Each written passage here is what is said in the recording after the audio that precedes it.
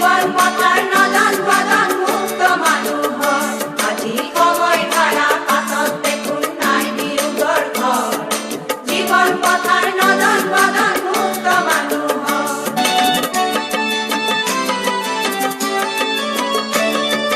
কিমান দিলি কিমান পালি কিমান গণিবি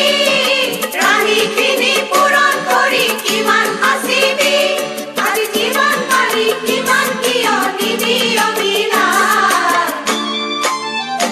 আজি ত্যাগৰ নতুন দিগন্তলৈ ওলাই ওলাই আহ আজি যুগৰ নতুন দিগন্তলৈ ওলাই ওলাই আহ